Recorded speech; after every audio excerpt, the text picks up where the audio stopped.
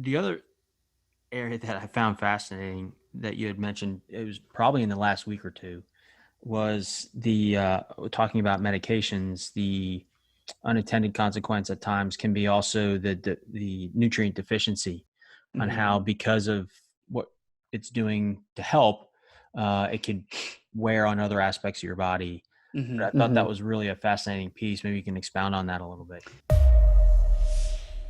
Yeah. So something that I'm doing with every patient, new patient that I have, is I'm taking a look at their medications, and I'm trying to assess if their any of their symptoms might be due to a depletion of a specific nutrient, whether that's a vitamin, a mineral, or another type of compound like omega 3s.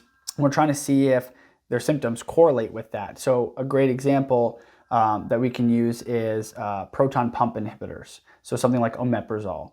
Um, because those proton pump inhibitors decrease stomach acid, you can become depleted in certain nutrients that require a very acidic stomach to be absorbed. So the main ones are going to be iron, zinc, and magnesium. And so patients over time can get really fatigued while taking proton pump inhibitors, and it could be due to an iron deficiency, it could be due to magnesium deficiency.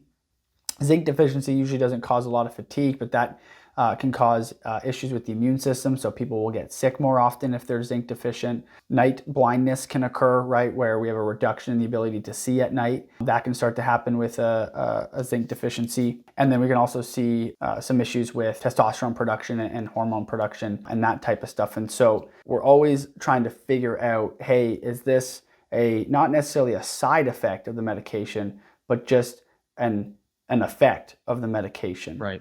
And a lot of doctors aren't talking about this with their patients. Now, there are some that are more well known. And so anybody who might have rheumatoid arthritis or something, they take methotrexate, their doctors are prescribing folic acid, which is B9, alongside it, because it's a very well known depletion of a drug like methotrexate. But metformin, for example, depletes vitamin B12 and it depletes vitamin B9. And both of those, when you have depletions in those, you can get peripheral neuropathy.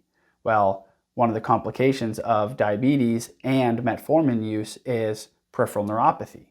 And so sometimes it's difficult to tease out, is the peripheral neuropathy of this diabetic patient due to their disease? Is it due to the blood sugar issues that clog up the smaller blood vessels, which then result in less blood flow to the nerves, which cause peripheral neuropathy? Or is this a folic acid or a B12 deficiency from the medication?